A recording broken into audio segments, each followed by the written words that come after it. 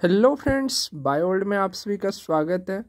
Friends, इस video lecture में आप सॉलिड स्टेट के बारे में जानेंगे और आज के लेक्चर जो हैं ये आपके एप्लीकेशन पे हुआ लेक्चर है जो आप लोगों के लिए डेमो का काम करेगा। तो आइए आज के लेक्चर में हम लोग सॉलिड स्टेट को स्टार्ट करते हैं और इनके प्रॉपर्टीज़, क्रिस्टैटिक्स सभी कुछ जानेंगे, सॉलिड का क्या क्या होता है। तो चलिए आ जाइए सभी लोग, एक बार लेक्चर को लाइक कर दीजिए और बताइए सॉलिड के बारे में आप लोग कुछ बताइए। पहले सॉलिड क्या होती है, कैसे होती है, ठीक है, इसके बारे में कुछ बता सकते हैं आप लोग। चलिए स्टार्ट करते हैं। इसकी मास जो है वो फिक्स्ड होती कि नहीं, डिफिनिट होती कि नहीं होती है? सर मास हाँ फिक्स सर, होती है। होती है। वॉल्यूम होती वॉल्यूम भी डिफिनिट होती है, ठीक है। शेप वो भी डिफिनिट होती है। डिफिनिट होती है। अच्छा, इस डिफिनिट होने का कारण क्या है?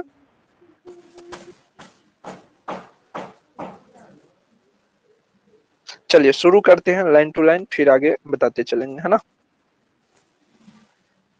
तो पहला पॉइंट में लिखिए,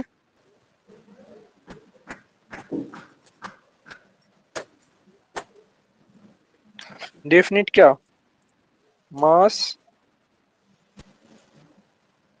वॉल्यूम और शेप। हिंदी वाले लिखेंगे ठोस का द्रव्यमान कोमा आयतन कोमा आकार निश्चित होते हैं, ठीक है। अगला लिखिए।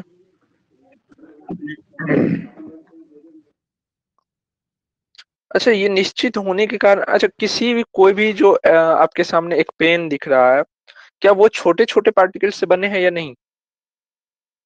Yes, कोई sir. भी हो, कोई भी पदार्थ हो, वो छोटे छोटे पार्टिकल से बने होते हैं, ठीक है। Yes atoms. और जो ठोस होते हैं पार्टिकल्स में आप सब चीज ले सकते हैं, एटम ले सकते हैं, मॉलिक्यूल ले सकते हैं, आयंस ले सकते हैं।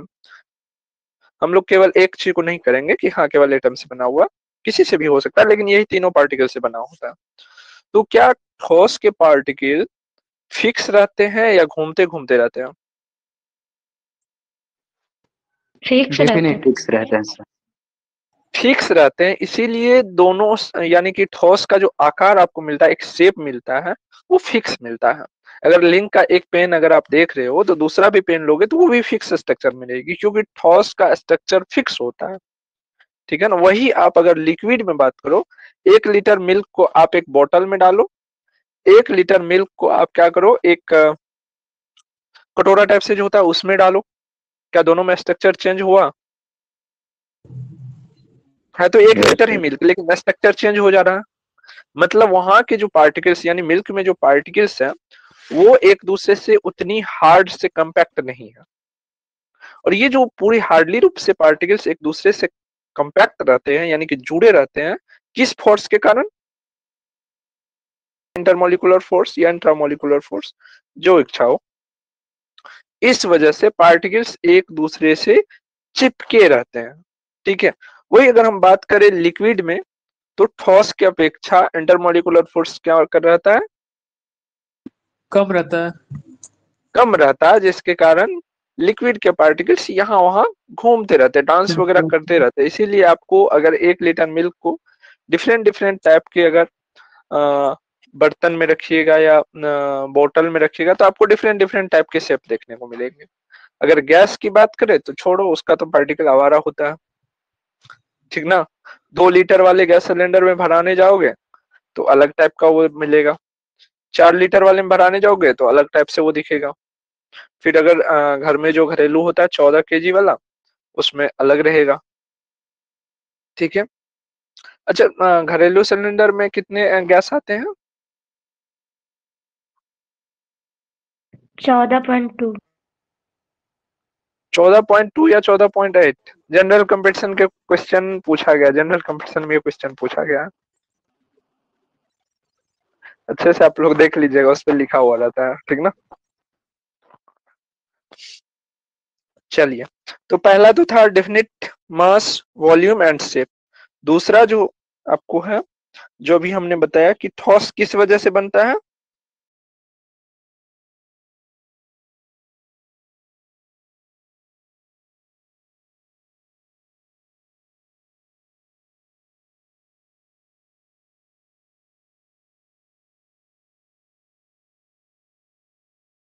Intermolecular particles are at a small distance, यानी कि नजदीक होता है, चिपके होता है जो आपके पार्टिकल्स होते हैं, ठीक है ना।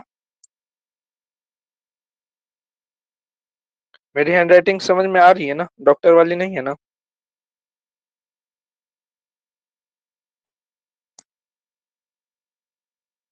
समझ में आ रही है ना। सर हिंदी में। सर इंग्लिश वाले को समझ में आ रही है ना, हिंदी वाले के लिए तो हिंदी है ही, टेंशन मत लीजिए। Yes sir. चलिए, हाँ इंग्लिश, इंग्लिश वाले को वैसे भी कोई दिक्कत नहीं है, स्पीड से भी बोल दो तो भी वो लोग बहुत फास्ट होते हैं, फास्टर नहीं होता बॉलर में फास्टर, वैसे ही। चलिए हिंदी वाले से लिखिए। ठोस के कण, ठोस के कण, अंतरान्विक वो अंतरान्विक बल होता है। अभी यहाँ पर लिखे ना, ठोस के अंतरान्विक कण, पार्टिकल मतलब क्या होता है, कण।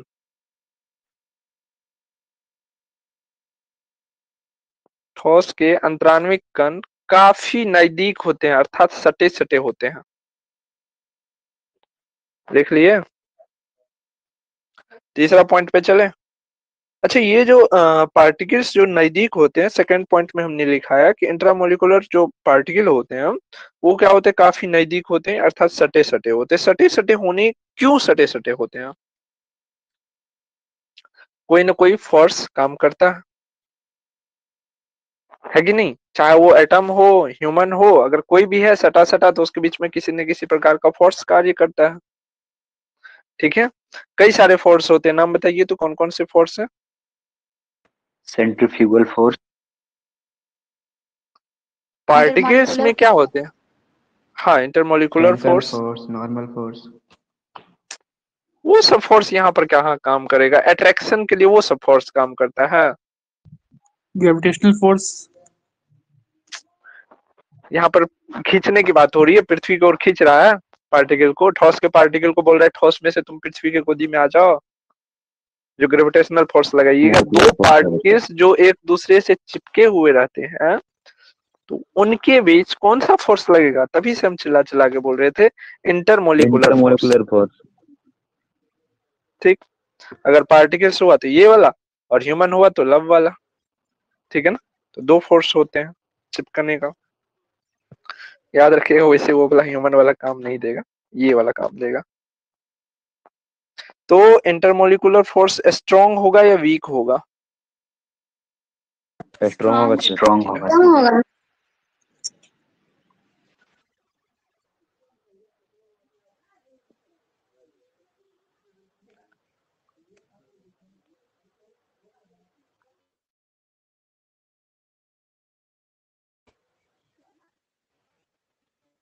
Intermolecular force are strong. Strong होने के कारण ही जो मॉलिक्यूल्स होते हैं, आयंस होते हैं ठोस के, वो एक दूसरे में कंपैक्ट रहते हैं या एक दूसरे से सटे सटे रहते हैं। हिंदी वाले लिखिएगा। अंतरान्विक बल, अंतरान्विक बल काफी मजबूत होते हैं।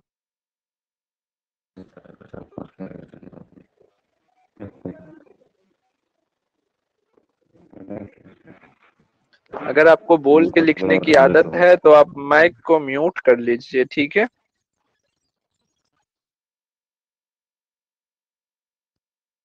अच्छा, ये जो मतलब एक साथ जो रहेंगे इकट्ठा, तो अगर मान लीजिए कि मैं ये बनाऊं एक ठोस, ठोस में कोई चीज है और इनके जो पार्टिकल्स हैं, लाइक ये, अच्छा क्या ये एक जगह पे रहेंगे कि घूमे फिरेंगे भी? स्टेबल रहेंगे सर, एक जगह रहेंगे। क्यों, यहाँ निकल के क्यों नहीं आएंगे? क्योंकि फोर्स लग रहा है सर एक दूसरे पे। एग्जैक्टली, मोलिकुलर फोर्स लग रहा है, जिसके चलते इसका जो कंस्टिट्यूएंट पार्टिकल्स हैं, चाहे वो एटम, मॉलिक्यूल, आयंस हो, वो सभी के सभी फिक्स स्ट्रक्चर में रहते हैं। दैट मीन्स कि अगर यहाँ पर इनका पोजीशन है तो यहीं पर रहेगा। हाँ, ये कर सकता है कि जैसे आप अपने टेबल कुर्सी पे बैठे हुए अभी पढ़ रहे हैं, ठीक है, हम एक्सपेक्ट कर रहे हैं कि आप टेबल कुर्सी लेके बैठ के पढ़े हुए।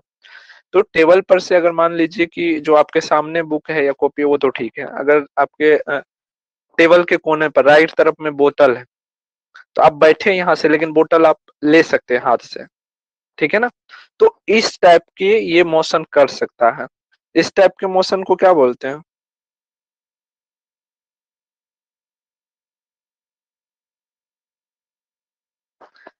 रहेंगे फिक्स स्ट्रक्चर में, यानी कि फिक्स पोजीशन पर, लेकिन ऑसिलेट हो सकते हैं ये, ठीक है ना, ऑसिलेट हो सकते हैं। एक्सेलरेशन वाला नहीं बात कर रहे हैं, ठीक ना, ऑसिलेट हो सकते हैं। मतलब जिस तरह से आपने टेबल कुर्सी पर बैठे हुए ही हाथ फैला के अपना बोतल ले लिया टेबल के दूसरे कोना से, क्या ये बातें समझ में आई? बताइए, ये बातें समझ में आई कि एक जगह Yes, रह sir. के थोड़ा बहुत मोशन कर सकता है, मतलब हिल डुल सकता है, लेकिन जगह पे से किधर खिसक नहीं सकता। सीधा समझिए कि अपने पैर पे खड़ा होके हिल डुल सकता है, दाएं बाएं झुक सकता है, लेकिन पैर आगे पीछे नहीं कर सकता, बढ़ा नहीं सकता। क्या ये बातें सही लगा? Yes sir. तो चलिए फटाक से अगला ऑप्शन में लिख लीजिए, डी होगा ना, सी हो चुका है ना।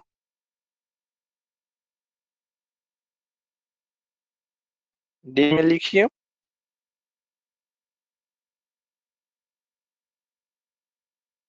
Constituent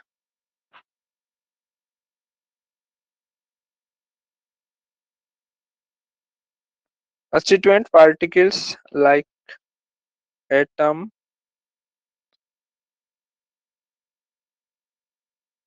molecules, ions have fixed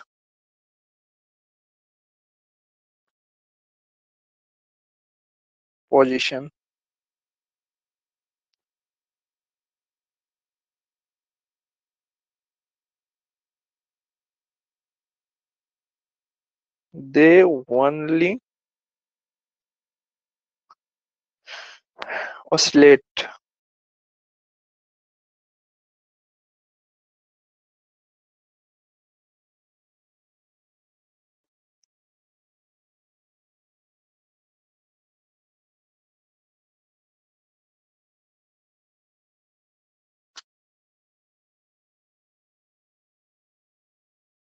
They only oscillate about their mean position, ठीक है।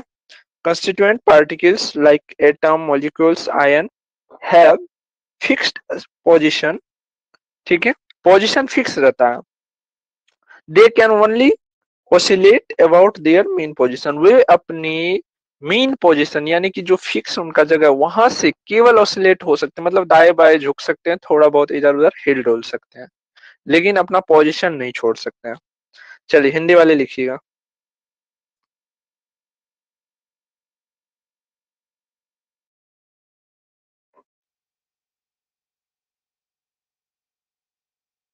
कंस्टिट्यूएंट पार्टिकल्स का हिंदी क्या होता है, कोई बता सकते हैं? कंस्टिट्यूएंट पार्टिकल्स का हिंदी? संगठक कण। संघटक कण। ऐसा कीजिए, आप कंस्टिट्यूएंट पार्टिकल्स भी लिखिए, हिंदी वाले स्टार्ट कीजिए, और उसके बाद कोष्ट में संघटक कण लिखिए।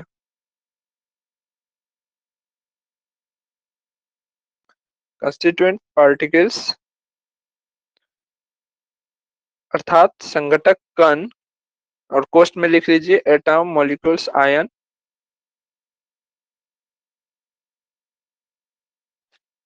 की एक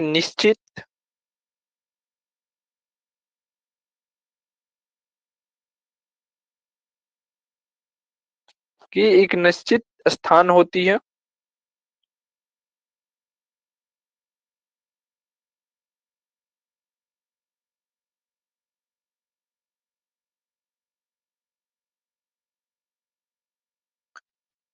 वे केवल, कौन, संघटक कण, वे केवल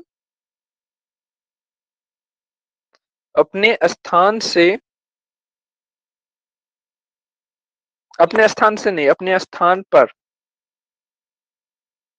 हिल डुल सकते हैं, परंतु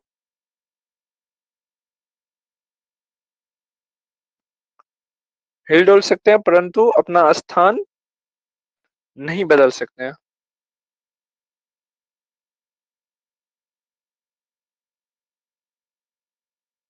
चलिए, हो गया।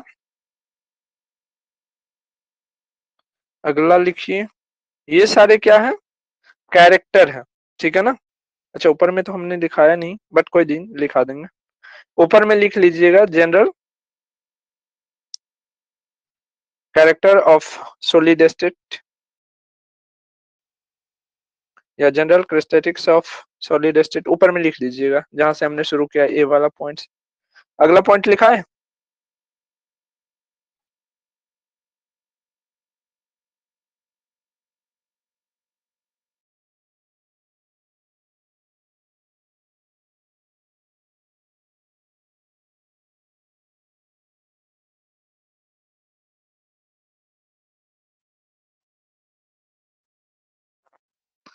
Incompressible and rigid.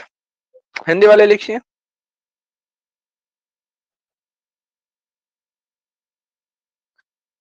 सॉलिड यानी ठोस, असंपीड्य,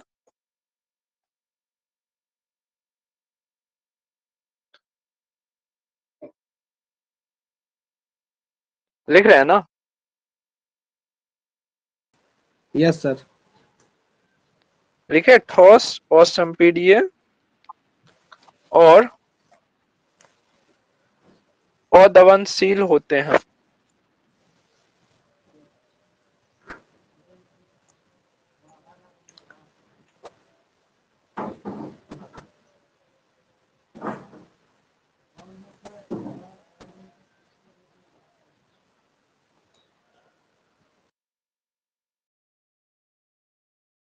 लिख लिए।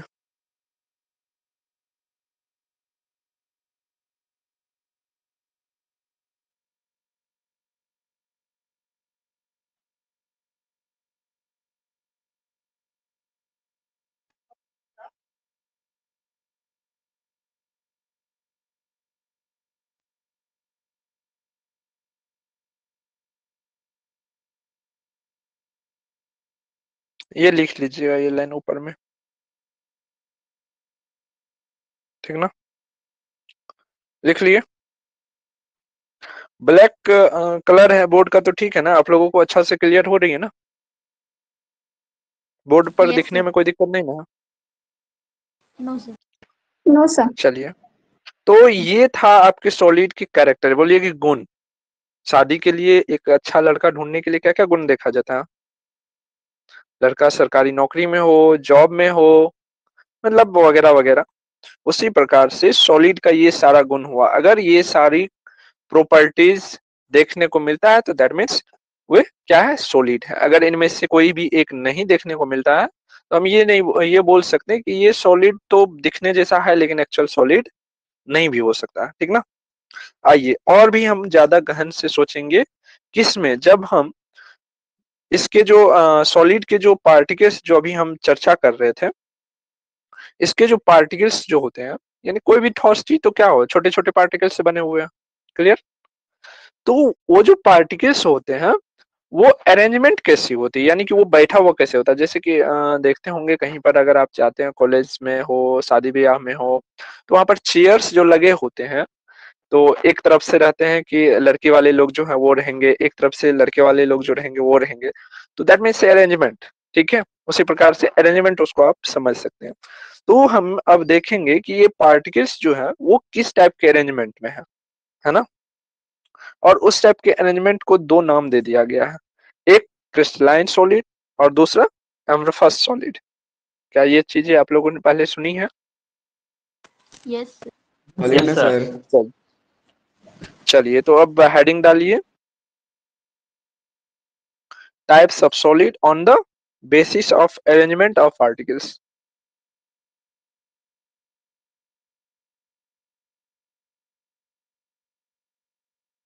क्या sir? Types of solid. On the basis of arrangement of particles. यानी कि पार्टिकल्स के अरेंजमेंट के आधार पर कितने प्रकार के सॉलिड्स होते हैं वो अब हम लोग देखेंगे।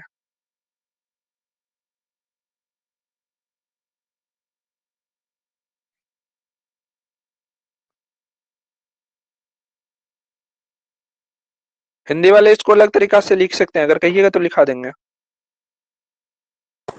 Yes sir.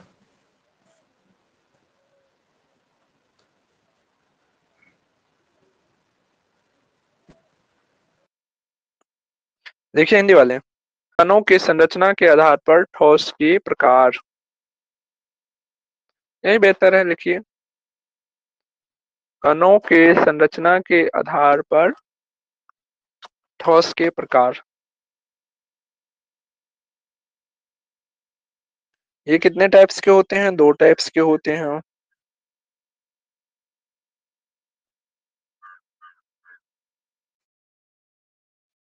पहला वाला का नाम बताइए। Crystalline solid. क्रिस्टलाइन। Solid. दूसरा और दूसरा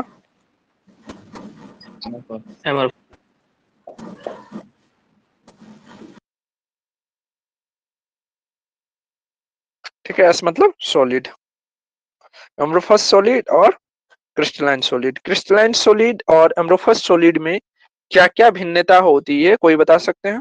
अगर मैं शेप के आधार पर पूछूं तो according to shape crystalline solid किस टाइप में होगी, क्या इसकी होगी? अगर शेप पर मैं पूछूं कि लड़का का कलर कैसा है, तो आप बताइएगा, या तो गोरा होगा या सांवला होगा या नहीं तो काला होगा, वेस्ट इंडीज वाला। सर ठीक है ना? क्रिस्टलाइन का आकार निश्चित होता है और एमरफस का अनिश्चित होता है। ज्यामितीय आकार का होता है। दोनों बोले हैं लेकिन आधा अधूरा बोले, कंप्लीट नहीं बोले हैं। दोनों में आधा अधूरा है तो मेन पोजीशन पे ही, जैसे कि हमने बताया कि सॉलिड का एक फिक्स पोजीशन होता है, अपने स्थान से हिल डुल रहा। ठीक है, तो आप लोग हिल डुल रहे हैं, स्थान पे तो है लेकिन हिल डुल रहे हैं। पूरा कंप्लीट कीजिए वाक्य को। निश्चित ज्यामितीय आकार होते हैं ना, तो निश्चित बोलिएगा ना, एक बोल रहे हैं कि निश्चित होते हैं और एक बोल रहे हैं कि ज्यामितीय होते हैं। दैट मीन्स की डिफिनिट ज्योमेट्रिकल शेप। ठीक है ना? तो चलिए लिखिए, क्रिस्टलाइन में लिखिए पहला पॉइंट। अगर मैं शेप के अकॉर्डिंग बात करूं तो डिफिनिट जियोमेट्रिकल शेप। हिंदी वाले लिखिएगा निश्चित ज्यामितीय आकार, और इनका क्या हो जाएगा? Irregular shape.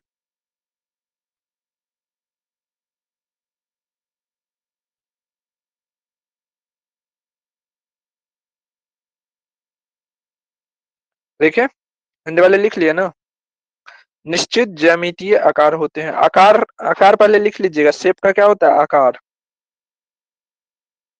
आकार में हिंदी वाले क्या लिखिएगा? निश्चित ज्यामितीय आकार। किसका? क्रिस्टलाइन सॉलिड का। यहाँ पर मैं एस दे दिया हूं, मतलब सॉलिड आप लोग लिख लीजिएगा क्योंकि आपके पास उतना स्पेस होगा। ठीक है ना? एम्बरोफस में क्या लिखे हैं? अनिश्चित आकार। इंग्लिश वालों का हो गया ना?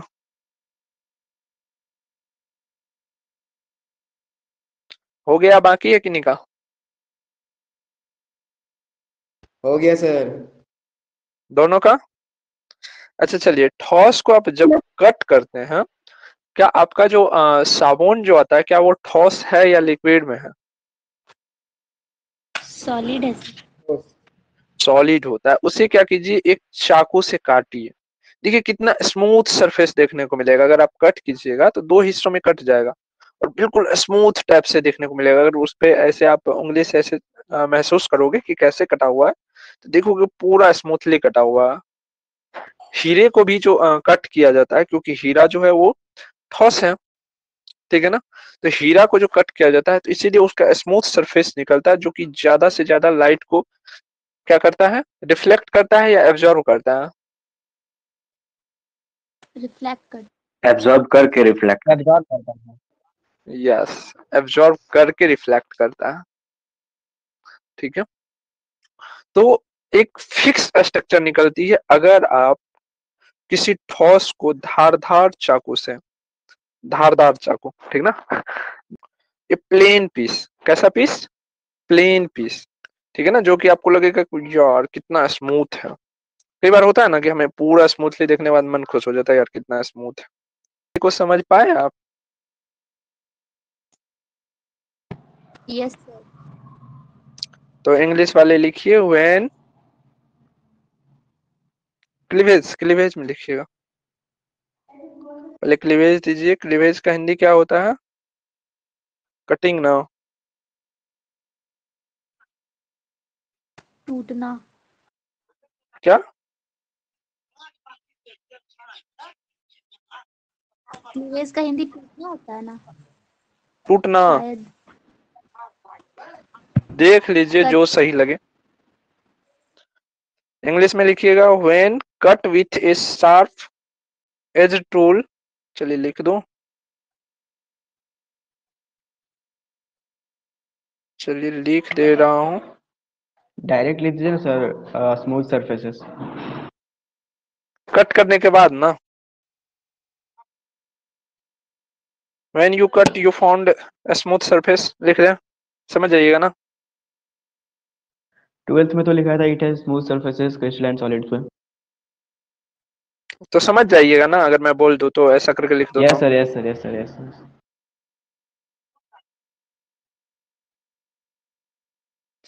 Plane and smooth surface. और इसका क्या होगा? स्मूथ सरफेस मिलेगा या इरेगुलर सरफेस मिलेगा? इरेगुलर। इरेगुलर में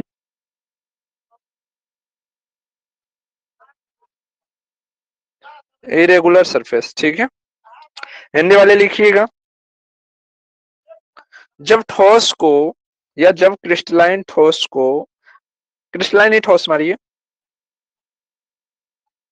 या ये भी बोल सकते हैं कि वैसा ठोस जिसको काटने पर, स्मूथ का क्या होता है जी हिंदी? मुलायम। हाँ, जिसको काटने पर मुलायम पृष्ठ देखने को मिले या मिले, उसे क्या कहेंगे? क्रिस्टलाइन सॉलिड बोलेंगे, ठीक ना।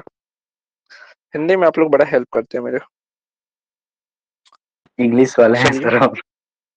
अच्छा इंग्लिश वाले, चलो तब तो अल्ट्रा, अल्ट्रा हो गया ना जी। प्रो या अल्ट्रा क्या होता है पता नहीं। प्रो होता है प्रो ही सर। बोले सर, उतना भी अल्ट्रा नहीं है। अच्छा चलिए प्रो होता है, चलिए ठीक है। अगला अगला हो गया ना, हिंदी इंग्लिश सबको हो गया ना, या बाकी है? हो गया। हिंदी की जनसंख्या ज्यादा है तो ऐसा नहीं समझिएगा कि सर हमको इग्नोर कर रहे हैं, आप ही लोगों को ज्यादा प्रायोरिटी देनी है, ठीक ना। हिंदी का तो 3 या 4 ही है सर। तीन ही चार है, पता नहीं, मेरे को लगा हिंदी का ही ज्यादा। बट कोई नहीं, अगर एक भी है तो भी मैं हिंदी में लिखाऊंगा, इसके लिए कोई टेंशन नहीं लेनी है। लिख लिए? Yes sir. और इसमें एम्ब्रोफस वाले में लिखिएगा खुरदुरा सरफेस, यानी कि सतह मिलता है काटने पर खुरदुरा। इरेगुलर का वही होता है ना, यस सर, यस सर। खुरदुरा सतह मिलता है, लिख लिए। चलिए दूसरा, दूसरा नहीं तीसरा, हीट में अगर हम बात करें तो, अगर हम इसके मेल्टिंग पॉइंट की बात करें, मेल्टिंग पॉइंट में क्या होता है?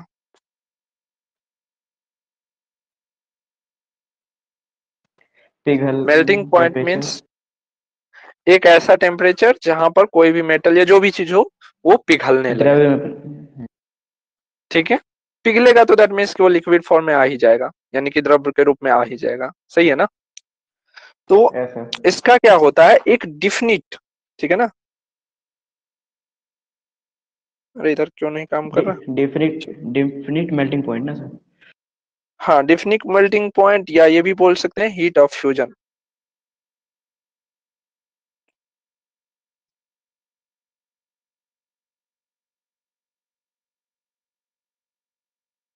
डिफिनिट हीट ऑफ फ्यूजन या मेल्टिंग पॉइंट, ठीक ना। और इस सेट क्या लिख दीजिएगा, डू नॉट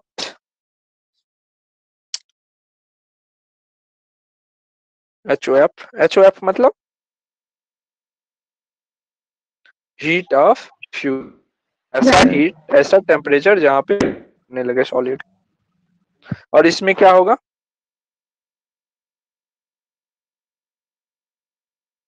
हिंदी वाले लिखिएगा, डू नॉट, इंग्लिश में लिखिएगा, डू नॉट हैव HOP यानी कि HOF, यानी कि कोई भी इसमें निश्चित जो है MP नहीं होता, यानी कि मेल्टिंग पॉइंट नहीं होता है कोई निश्चित इसका। क्यों? क्योंकि इसके अंतर का जो इंटरमोलिकुलर फोर्स था वो वीक था, ठीक है ना। क्या ऐसा बोल सकते हैं हम, इंटरमोलिकुलर फोर्स वीक है। सर इरेगुलर सरफेस का एग्जांपल क्या होगा सर? इरेगुलर सरफेस का एग्जांपल आप ये ले लो, जैसे सड़ा हुआ लकड़ी टाइप से, जैसे आप ग्लास को अगर कट करते हैं, जो दो टाइप तीन टाइप के ग्लास होते हैं, एक तो वो कांच वाला होता है, ठीक ना, और एक जो आपके खिड़की में जो कांच लगती है उसको अगर कट कीजिएगा, कितना भी शार्प या धारदार हो वो कभी आपका नहीं कटेगा। लैंप का शीशा हो गया, कितना भी धारदार चाकू से उसको आप कट करो, कभी रेगुलर शेप में वो कटेगा ही नहीं। क्या?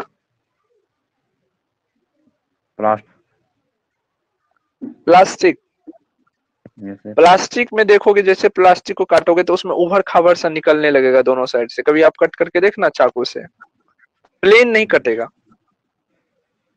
प्लेन नहीं कटेगा वो। हिंदी वाले लिखिएगा, निश्चित क्वथनांक, क्वथनांक बोला जाता है ना मेल्टिंग पॉइंट को हिंदी में, निश्चित क्वथनांक होती है क्रिस्टलाइन में, और एम्बरोफस में क्या अनिश्चित क्वथनांक होता है।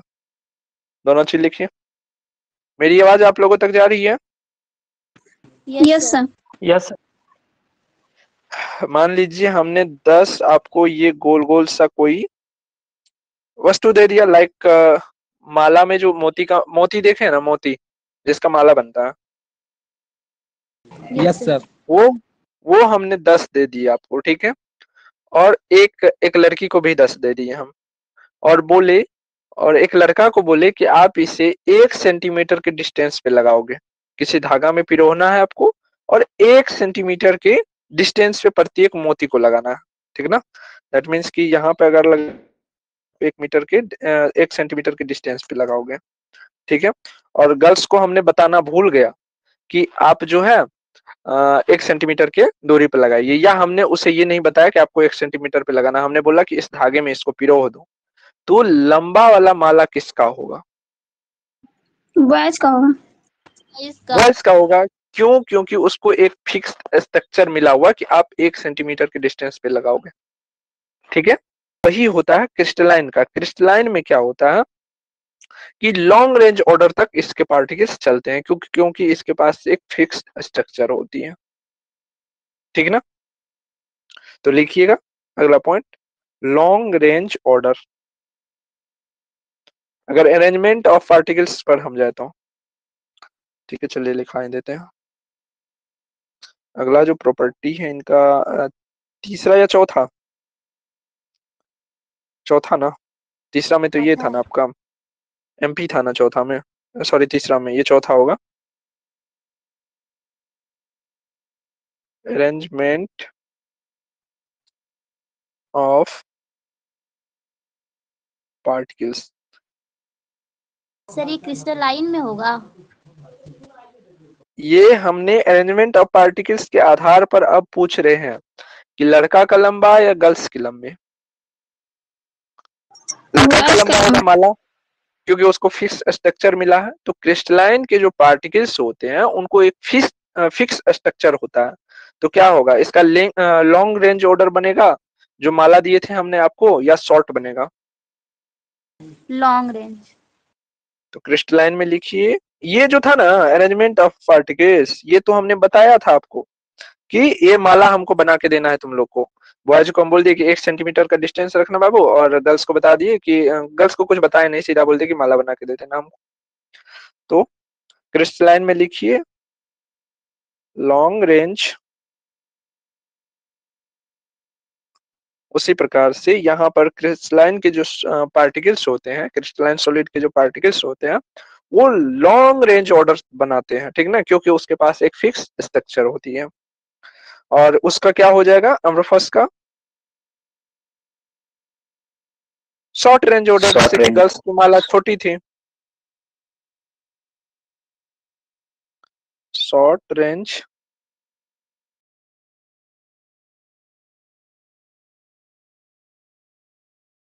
ठीक है ना।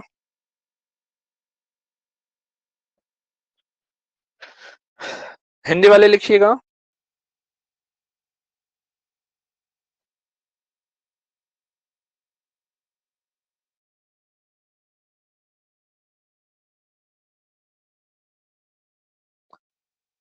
कन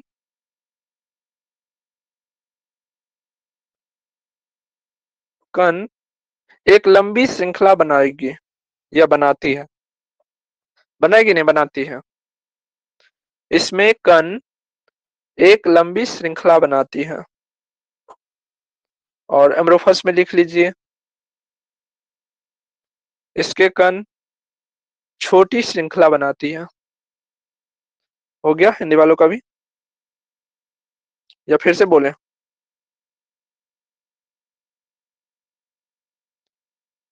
हो गया या फिर से बोले? अगर बताइए दोबारा से बताना पड़ेगा तो बताएंगे। हो गया हो सर। गया। हो गया सर। Very nice. हो गया। चलिए अब हम नेचर देखते हैं कि दोनों के पार्टिकल्स का नेचर कैसा होता है, ठीक ना। नेचर में क्रिस्टलाइन क्या होगा, ट्रू सॉलिड होगा या सूडो सॉलिड होगा? ट्रू सॉलिड हो सर। सॉलिड। क्यों होगा ट्रू सॉलिड? क्यों होगा ट्रू सॉलिड?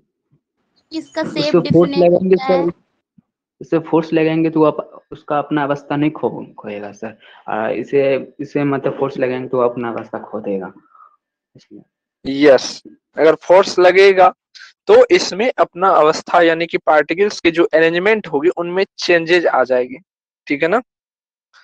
तो अकॉर्डिंग टू नेचर अगला पॉइंट पांचवा हो जाएगा, पांचवा या छठा हो जाएगा, डी ई में लिखिए नेचर,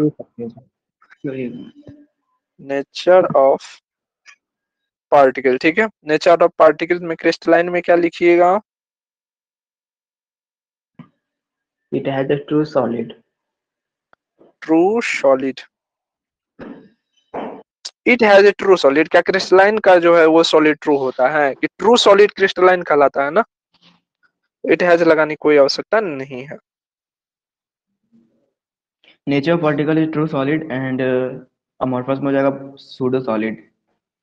सूडो सॉलिड, और दूसरा भी इसका नाम होता है जो कि अक्सर पूछा जाता है, दूसरा नाम बताइए सभी लोग, दूसरा नाम बताइएगा। सेकेंड में तो नहीं पता सर। सुपर कोल्ड लिक्विड, याद आया? Yes sir. Yes sir. तो इसका एग्जांपल क्या होगा, जैसे माने कि ट्रू सॉलिड है इसका? बताते हैं बताते हैं।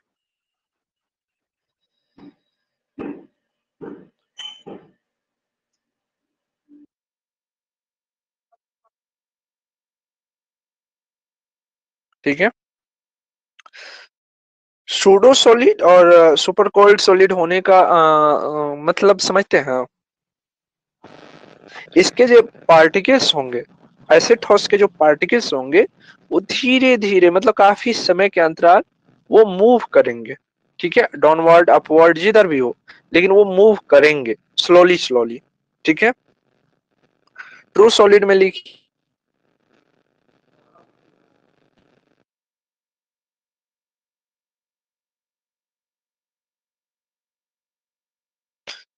छोड़िए, काय के शुरू में ही लिखा दिए तो लिखाने की कोई जरूरत नहीं है, क्योंकि इसका जो शेप होता है वो ज्योमेट्रिकल शेप होता है, ठीक ना, तो लिखने की दूसरी जरूरत नहीं है।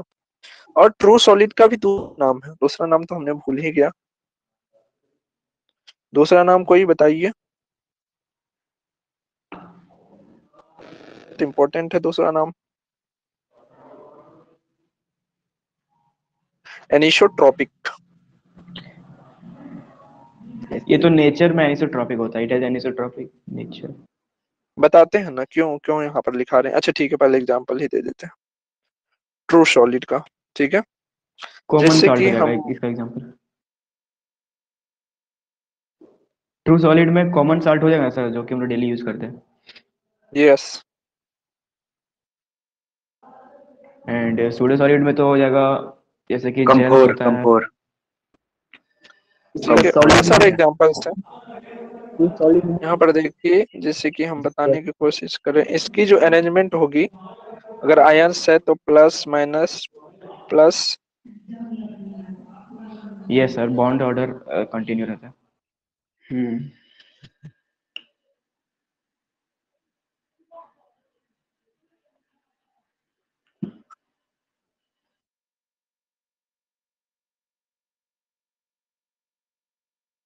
ठीक है, अब अगर आप इसमें किसी एक कोना को पकड़ के चलो तो आपको क्या मिलेगा, प्लस प्लस मिलेगा, ठीक है। अगर किसी मतलब परपेंडिकुलर चलो तो आपको प्लस माइनस देखने को मिलेगा, ठीक है ना। तो इस टाइप के जो आपको स्ट्रक्चर देखने को मिलते हैं, इसी को बोलते हैं एन आइसोटॉपिक। अब समझ में आया। Yes sir. अब एनाइसोटॉपिक जो आप बोल रहे थे कि नहीं वो तो दूसरा चीज होता है, अब क्लियर हुआ कि क्या होता है। यस सर, ये नेचर में चलिए ये सब इसमें होता है।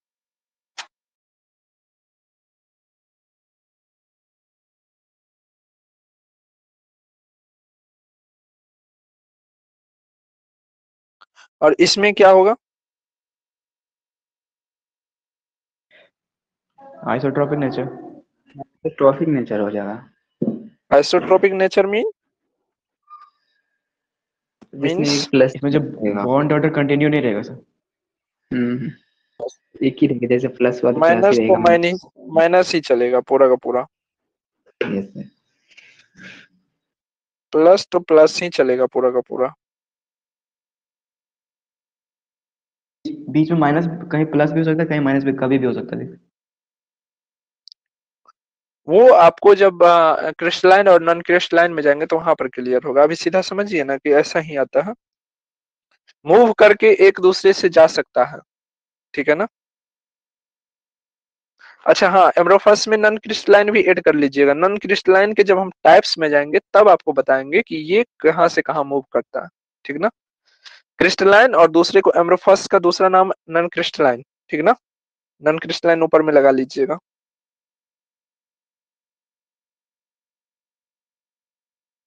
ये मूव करके भी इधर उधर जा सकता है, ठीक ना, अभी हम दिखा रहे हैं। अब इसमें अगर आप किसी एंगल की तरफ जाओगे तो क्या मिलेगा आपको, माइनस प्लस माइनस, और एक तरफ जाओगे तो केवल एक। क्या ये समझ में आया। Yes sir. इस टाइप के स्ट्रक्चर को हम लोग क्या बोलते हैं, आइसोटॉपिक बोलते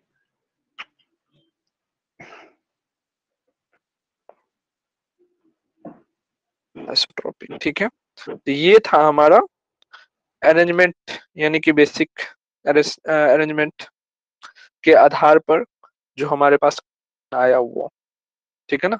अब हम लोग क्रिस्टलाइन सॉलिड के भी, ठीक ना। चलिए क्रिस्टलाइन सॉलिड के टाइप पर कितना टाइम हो गया, 10 बज गया पूरा। कम पर भी 7 मतलब। कोई दिक्कत नहीं, हो जाएगी तब तक, जब तक आप लोगों को भूख लगेगी। चलिए अगला हेडिंग डालिए। अच्छा, हिंदी वाले ज्यादा इधर परेशान तो नहीं है कि उन्हें कुछ नहीं बताया गया। यही लिखिएगा, एक को लिखिएगा सच्चा ठोस और दूसरे में लिखिएगा, ट्रू सॉलिड में लिखिएगा सच्चा ठोस और सूडो सॉलिड में लिखिएगा झूठा ठोस। लिख लिए ना, लिखे या नहीं। लिखे सर? Yes sir.